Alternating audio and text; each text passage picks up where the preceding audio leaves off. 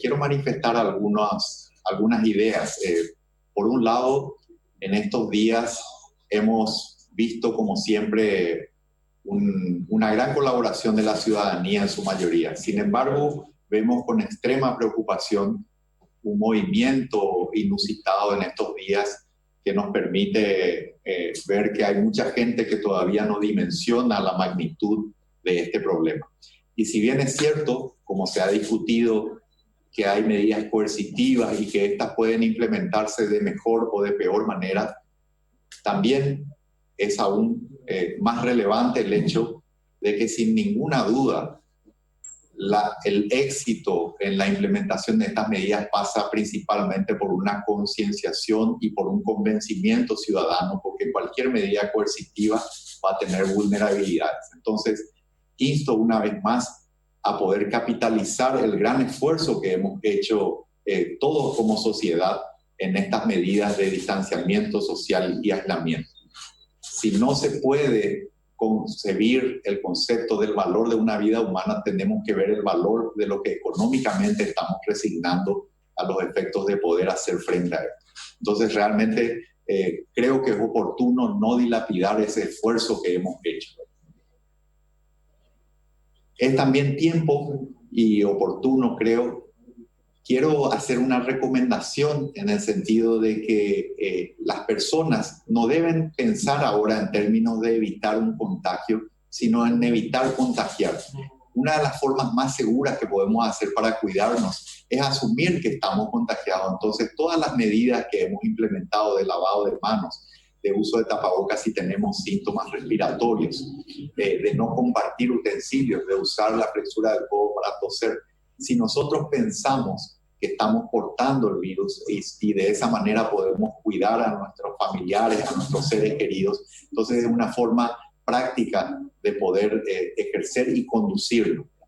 En ese sentido, incluso he trasladado a todos los miembros de mi equipo y he elevado una sugerencia al señor presidente de la República también, en el sentido de que reciba a las personas que son estrictamente necesarias en este momento y evitar ahondar incluso más en las medidas de distanciamiento social. Voy a presentarles un par de acciones en este tiempo. Las acciones de distanciamiento social que hemos tomado nos han permitido en general poder llevar adelante varias acciones. Primeramente, solo para culminar, en el ámbito del dengue, hoy tenemos 700 notificaciones semanales. Cuando llegamos al nivel de 200, prácticamente estamos en el nivel de los periodos interepidémicos, es decir, estamos muy cerca de ello. Ya les expresé la semana anterior que la epidemia del dengue en términos de los niveles de alerta epidemiológica ya han sido superadas en descenso y bueno, ya tenemos este gráfico actualmente. Pasando al coronavirus, nosotros tenemos 4 ejes de acción principales. Por un lado, las medidas de distanciamiento social, la preparación de nuestros hospitales, las medidas que tienen que ver con nuestra capacidad de testeo y el mejoramiento de la vigilancia sanitaria. Vamos a examinar un par de medidas en alguna de estas para repasar, ¿verdad? Por un lado, el Ministerio de Salud Pública ha tomado algunas decisiones, ha emitido resoluciones que aseguren el abastecimiento de algunos medicamentos estratégicos, algunos de uso experimental, pero con resultados preliminares todavía poco robustos, pero bastante promisorios.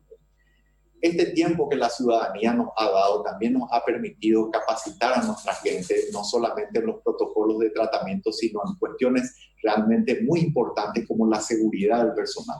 Esto está en continuo desarrollo actualmente a través del Instituto Nacional de la Salud y en cosas tan básicas como cómo vestirse y desvestirse con los equipos de protección personal. También hemos tomado una serie de resoluciones que nos permiten adaptarnos a las nuevas exigencias. Por un lado, las notificaciones obligatorias de los distintos establecimientos de salud y los laboratorios respecto a los test positivos. También hemos emitido una resolución que permite dar recetas por vía digital, por ejemplo, por email, por WhatsApp, un marco normativo que pueda amparar también a los profesionales de la salud. Y por otro lado, también otra resolución donde damos un marco normativo que permita la atención por telemedicina, es decir, la atención a distancia a través de un medio digital. En el ámbito de la preparación del sistema hospitalario hemos hecho varias cosas. En primer lugar, varios hospitales, por ejemplo, estuve hace unos días en el hospital de Barrio Obrero, han instalado containers o carpas, y estos containers o carpas lo que permiten es un flujo diferenciado de aquellos pacientes que tienen síntomas respiratorios para que puedan ser atendidos, se pueda establecer una priorización de los pacientes y el tratamiento oportuno sin mezclar con los pacientes de otras enfermedades, digamos, que siguen consultando con el hospital. También, como hay cierta confusión sobre los hospitales, voy a darles un ejemplo claro. Si una persona, por ejemplo, vive en la zona de Villa Elisa, esa persona puede consultar en el hospital de Villa Elisa aunque tenga un síntoma respiratorio. Los médicos que están allí, que están preparados para recibirlos, van a hacer la consulta pertinente. Si la persona, después de la evaluación, requiere internación, es ahí entonces cuando es referida a un hospital de referencia, como por ejemplo el INERAM o el hospital de Ingavi, en este caso, que son los hospitales de referencia en el área de Asunción y Central. Pero cualquiera de los hospitales tiene un flujo diferenciado para los síntomas respiratorios. También, como saben, estamos a esta altura más o menos en un 30% de evolución de las obras que están siendo llevadas adelante con el Ministerio de Obras Públicas y Comunicaciones en el Hospital del INERAM y el Hospital Nacional, lo que nos va a proveer 200 camas extras para atención de enfermos COVID, y cada una de estas construcciones tiene además 36 habitaciones para el personal de blanco. Tenemos en todo el país, fuera de Central y Capital, 941 camas que están preparadas con oxígeno para la contingencia COVID. Esto es merced a una integración que se da desde el sistema de salud pública, primordialmente entre el IPS y el Ministerio de Salud Pública, pero también se están sumando las fuerzas públicas como el Hospital de Policía y el Hospital Militar, así como el Hospital de Clínicas aquí en la zona de Central. Ya hemos incorporado 510 personas por el plan de contingencia. Estamos estableciendo una primera priorización en áreas de los hospitales regionales y sobre todo los hospitales de Central y Capital, donde tenemos un mayor número de casos confirmados.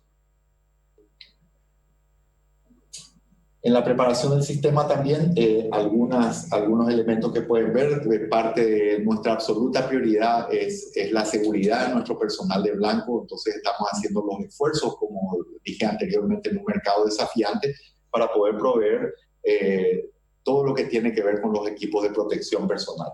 Ya hemos distribuido 5 millones de guantes, tenemos 560.000 mascarillas, 2.000 trajes de protección, 86.000 batas de protección, 310.000 gorros quirúrgicos y 3.500 gafas protectoras. En lo que hace a las unidades de terapia intensiva, a diciembre del año 2019 teníamos 304 camas operativas. A esta altura tenemos 384 camas. Eso se obtiene equipando unidades ya existentes y generando nuevas unidades de terapia intensiva.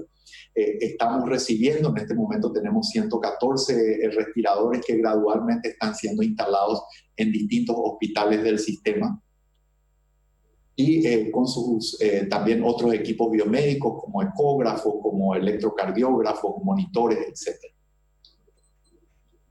Lo que tiene que ver en el ámbito de vigilancia epidemiológica, hemos incorporado en esta semana algunos elementos muy importantes. Por un lado, la web app que estuvimos anunciando con el ministro del MINTIC en la semana. Esta web app está básicamente dirigida a los pacientes que están en aislamiento en este momento. Permite un control clínico de ellos constante y también un control y monitoreo de su localización.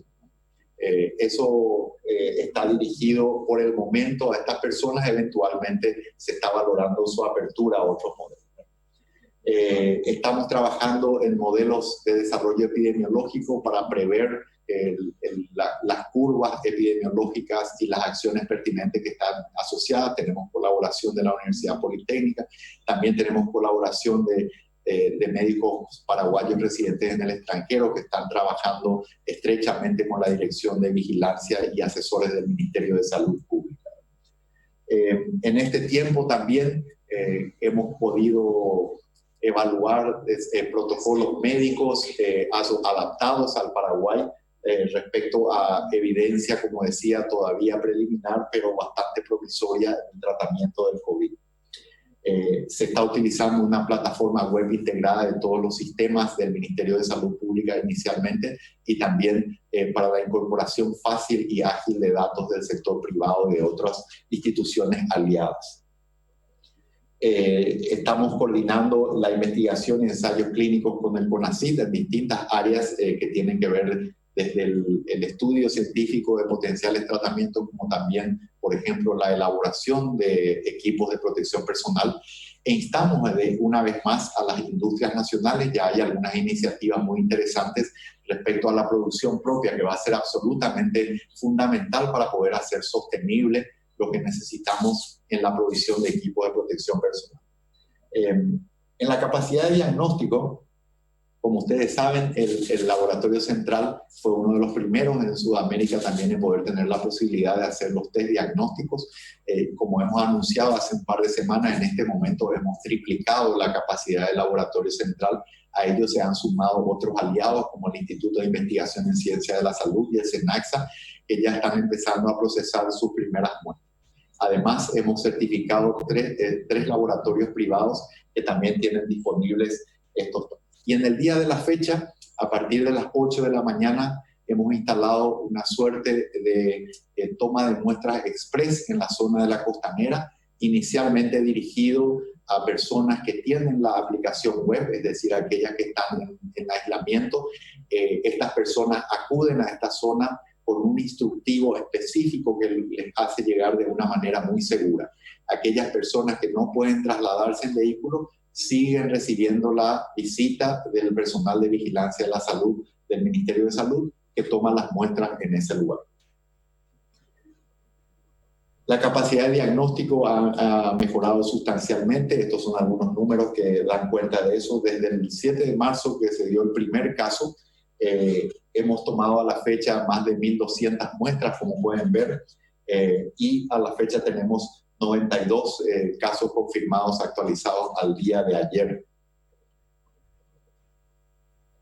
Los resultados actualizados muestran que tenemos los 92 confirmados que he mencionado, tenemos 3 fallecidos, tenemos en este momento 5 internados, 2 pacientes en terapia intensiva y tenemos 6 recuperados. Me permito recordarles el concepto de recuperado. Estas son personas que han superado completamente la enfermedad, es decir, posterior a su diagnóstico y su recuperación, tienen 2 muestras negativas del test para el coronavirus, lo que prueba, más allá de toda duda, que ya no son contagiosos. Entonces, tenemos algunos elementos realmente muy auspiciosos y es por ello que, para finalizar, simplemente quiero una vez más instar a todo el pueblo paraguayo a que podamos sacar ventaja de estas medidas que tanto costo económico y personal tienen, pero que nos están permitiendo darle tiempo a todas las acciones que previamente cité y que todavía necesitan desarrollarse.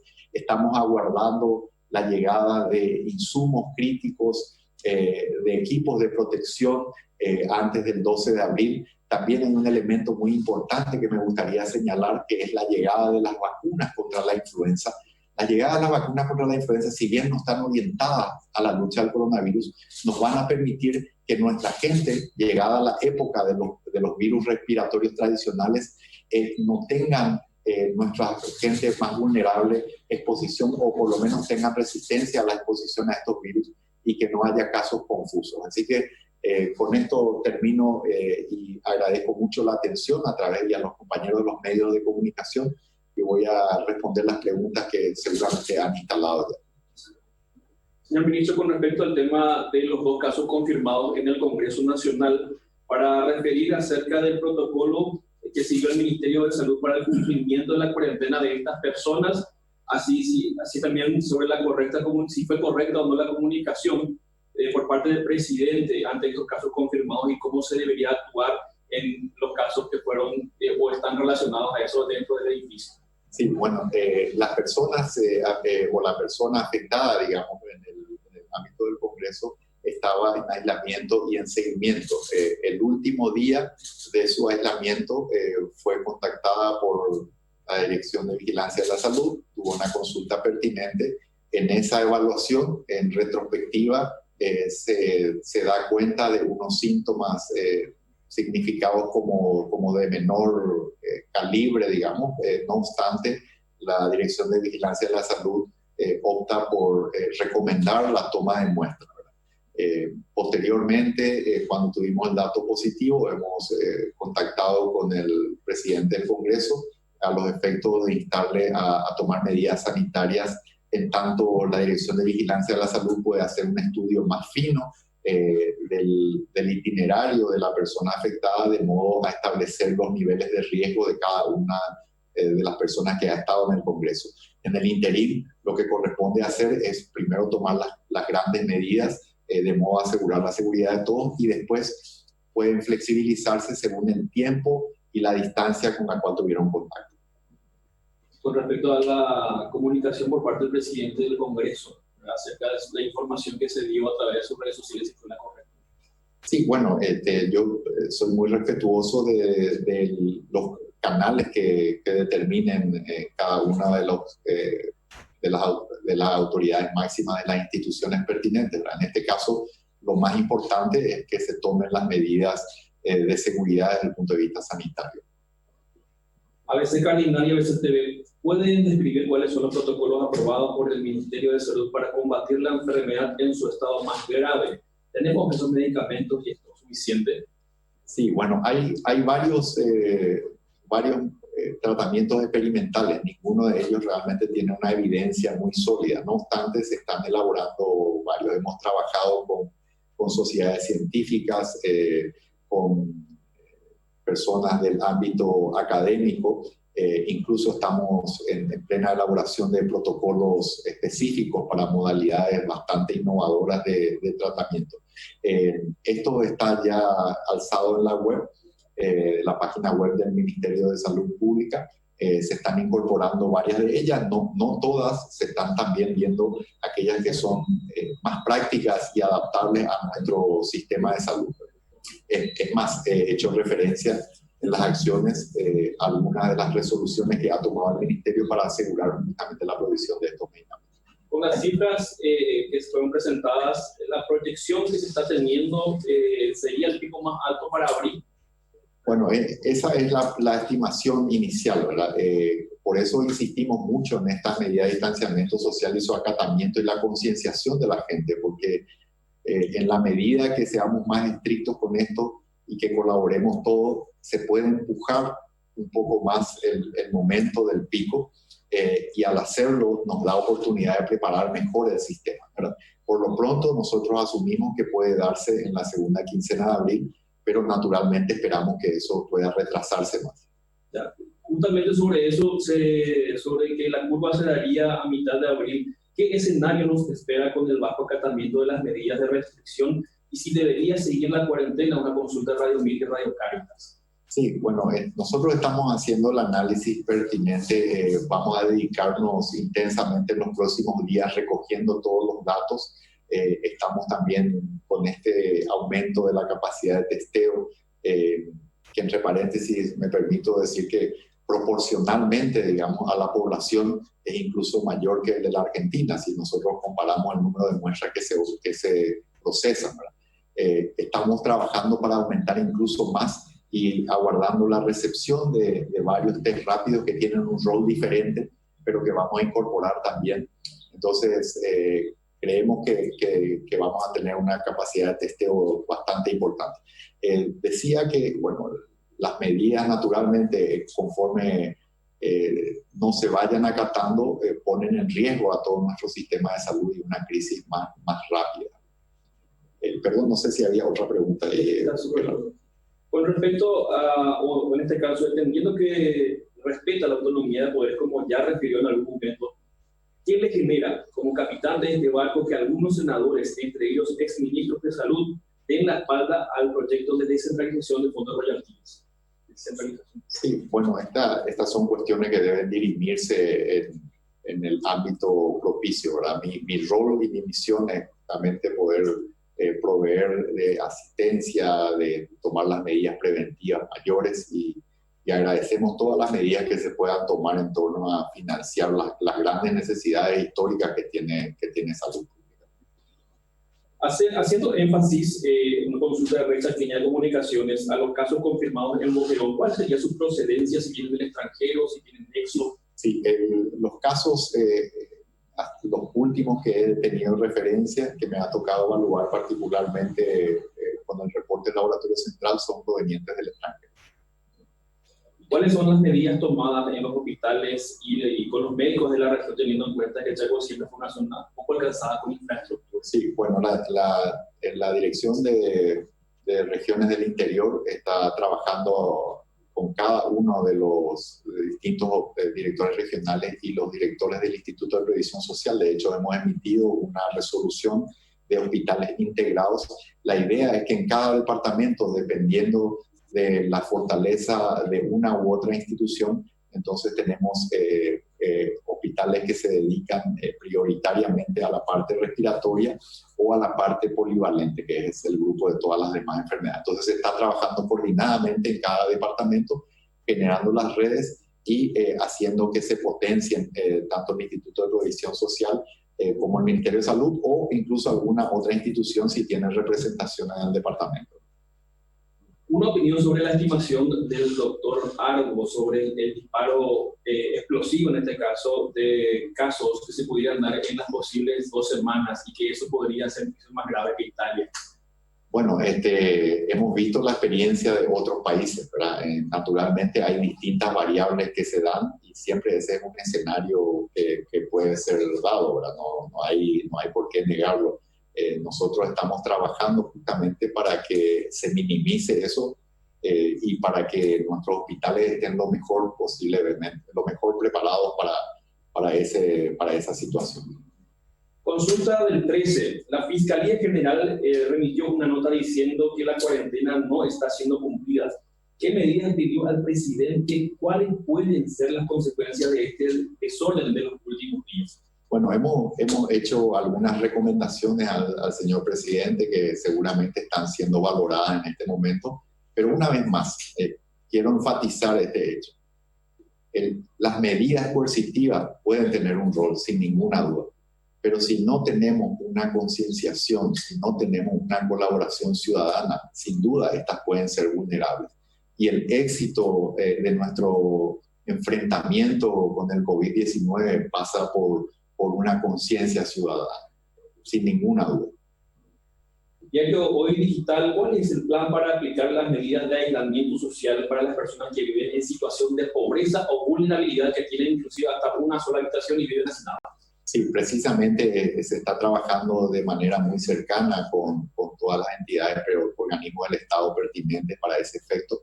Estamos trabajando también con organismos multilaterales para elaborar planes que sean realistas a los efectos de minimizar y mitigar el impacto del COVID-19 en esa zona vulnerable, y lo estamos haciendo con un énfasis particular porque entendemos que es una zona de riesgo muy importante para la propagación. ¿Cuándo cambiará la estrategia de realizar los test a todos los casos sospechosos que hasta ahora no están en los test grupos para detectar más casos y aislarlos? Sí, bueno, esto se va a dar seguramente muy pronto. Hay que hacerlo de una manera racional también. Hay que tener en cuenta para esto que existen al menos 3 tipos de test distintos y cada uno tiene un rol muy diferente.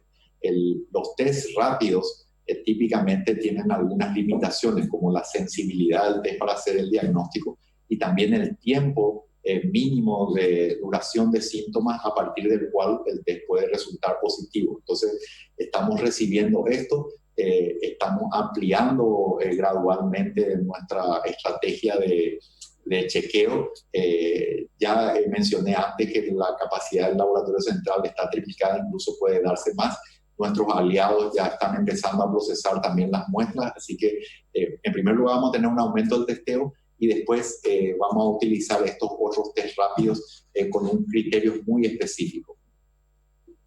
Consulta de Radio 1 de marzo. ¿Cuáles son las recomendaciones respecto al inicio de clases y de actividades laborales para después del 12 de abril? Bueno, por lo pronto puedo adelantarles que mi recomendación va a ser no iniciar las clases aún. ¿Y el sector laboral? Sector laboral, vamos a trabajar esta semana con el equipo del Ministerio de Salud Pública para acopiar todos los datos que tenemos, procesarlos, evaluar la evidencia científica. Vamos a también hacer una conversación con aliados que tenemos fuera del país a los efectos de hacer un modelo lo más cercano posible a la realidad del Paraguay con los datos que podemos generar. También evaluar un poco cómo se encuentran nuestros hospitales centinelas en términos de internaciones graves, respiratorias, una serie de indicadores que nos permitan darle una serie de propuestas y escenarios distintos al presidente, y en base a eso se tomará la decisión respecto a los grupos laborales. El medio RDN, las desinfecciones o fumigaciones que se realizan en las calles, ¿son efectivas? ¿Sirven para reducir la circulación comunitaria? Sí, bueno, sí, en realidad pueden ayudar en alguna medida. Recordemos que este es un virus que, si bien tiene una propagación muy rápida y puede tener realmente una afectación muy importante, no requiere más que agua, jabón, detergente, incluso para poder librarnos de él, ¿verdad? Entonces, cualquiera de estas medidas, no hace falta que sean desinfectantes de muy alto poder, pueden tener un efecto muy interesante. Radio 1, ¿qué pasa con esas personas que hoy van a la cuarentena porque estuvieron en la sesión del Senado el miércoles? Sin embargo, antes de saber del caso del Congreso, tuvieron contacto con compañeros de trabajo. Los compañeros también van a esa cuarentena absoluta. Sí, bueno, inicialmente es así hasta que se pueda investigar de manera más detallada cuál fue el número de personas y cuánto tiempo estuvieron expuestas a la persona afectada, ¿verdad? Entonces, en base a eso se puede determinar incluso que muchas personas dejen de estar en cuarentena. Les voy a dar un ejemplo muy concreto. Si una persona está en contacto con otra que ha dado positivo, si esa persona ha estado por lo menos 5 minutos en contacto y a menos de 2 metros, ciertamente es un contacto de riesgo. Pero el contacto del contacto, por así decirlo, esa persona no tiene un riesgo relativamente bajo inicialmente. Entonces, eso es lo que la Dirección de Vigilancia va a hilar más fino a los efectos de poder después, una vez hecha la recomendación inicial más grande, poder hacer recomendaciones más específicas y probablemente flexibilizar en algunas personas que no tuvieron un contacto muy cercano. Con relación a los test, hasta el momento, ¿cuántos laboratorios están habilitados y podría citar cada uno e indicar la capacidad por día con ellos? 3 en el sector privado. Tenemos también el Instituto de Investigación en Ciencia de la Salud, el CENAXA. Ellos tienen una capacidad potencial bastante alta de algunas 200 determinaciones, por ejemplo. Por el momento están haciendo muy pocas, son 4 o 5, tienen un periodo de calibraje y seguramente después van a poder hacer. No hay un problema de reactivos en este momento, estos reactivos fueron incluso distribuidos y tenemos más reactivos llegando a la República, ¿verdad? Entonces, tiene que ver mucho con que estos laboratorios estén ya en condiciones, como ya lo están en este momento, y ahora con el aumento de la toma de muestras y también la territorialización del procesamiento de las muestras. Eso quiere decir que cada uno de estos laboratorios, cuando esté en su potencial total, va a recibir muestras de determinadas regiones del país. Desde el Ministerio de Salud se recomienda a las personas que puedan o deban salir a un establecimiento como por ejemplo el súper o algunos lugares de compra de insumos esenciales para la familia. ¿Cómo se debe manejar esos casos? Sí, bueno, en líneas generales hemos hecho las recomendaciones, sabemos que es un tema de controversia en algún sentido. Lo que nosotros recomendamos son lo que actualmente la Organización Mundial de la Salud precona, que es básicamente aquellas personas que tienen algún tipo de síntomas respiratorios deben usar mascarilla, aquellas personas que están cuidando de enfermos, y también podríamos extender a aquellas personas que están en contacto directo con mucha gente, por ejemplo, un cajero de un supermercado, ¿verdad? O o de alguna institución, ese tipo de cosas, ¿verdad? También hay un instructivo que el Ministerio de Salud Pública ha desarrollado para distintos tipos de comercios, de organizaciones, etcétera, que establece cierto tipo de distancias y el uso o no de mascarillas, ¿verdad? Naturalmente, esto hay evidencia que se va acumulando. Nosotros estamos muy atentos a todo. Quiero destacar un elemento fundamental que tiene que ver con el problema de abastecimiento que tiene el mundo entero en términos de mascarillas y equipos de protección personal. Y en ese sentido, entonces, es muy importante el uso racional de estas mascarillas porque no debe faltar en las trincheras en los hospitales donde es primordial. Consulta del Diario Popular acerca de las bolsas mortuorias. ¿Cuántas bolsas fueron adquiridas? Si fue una donación o a qué costo. Y si es más fácil adquirir esto antes que respiradores. Bueno, el Ministerio de Salud Pública tiene una serie de insumos críticos que debe comprar. Estos insumos críticos son de diversa índole y hay que tener para todos los escenarios, hay que prever todos los escenarios naturalmente. Nosotros no tenemos el lujo de poder priorizar una cosa sobre otra. Así como hay importancia de equipos biomédicos, hay importancia de equipos de protección personal, tenemos fármacos, medicamentos que son necesarios para la atención de los pacientes que están en terapia intensiva. Hay una serie de insumos que incluso le invito a la gente a que pueda mirar en el portal, en el web del Ministerio de Salud Pública, donde están claramente delineados cada uno de los insumos y equipos críticos que necesita el Ministerio. Y también por debajo tenemos el aporte que agradecemos enormemente de distintos organismos del Estado y también del sector privado. Cada uno de esos aportes está ahí nominalmente bien marcado, así que agradecemos la ayuda de todas las personas. Volviendo al tema del Congreso, ministro, ¿quiere decir que las personas que estuvieron con caso positivo acudieron a su lugar de trabajo teniendo síntomas? Bueno, recuerdo una vez más la secuencia, ¿verdad? En el último día de su cuarentena, la persona afectada consulta, y una vez que consulta, ahí no se había percatado de los síntomas. En retrospectiva se da cuenta de unos síntomas menores y en virtud de ello, entonces el personal de vigilancia de la salud recomienda hacer el test que efectivamente se da. Eso es lo que yo puedo informar, que se dio el test y posteriormente el test positivo se comunica en la fecha pertinente. Consulta de América TV.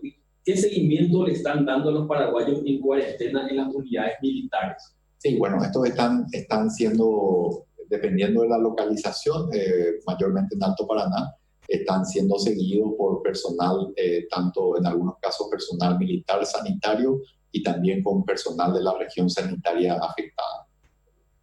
¿Unas recomendaciones para este fin de semana, señor ministro? Bueno, simplemente volver a enfatizar, estamos haciendo esta medida de distanciamiento social. Estas medidas de distanciamiento social y de aislamiento nos permiten poder lograr acciones que todavía necesitan desarrollarse. Hemos avanzado algo, como decía, en un mercado absolutamente desafiante en términos de precio y de provisión, y necesitamos la ayuda del pueblo paraguayo para poder prepararnos todavía mejor, ¿verdad? Para que más personas se puedan capacitar.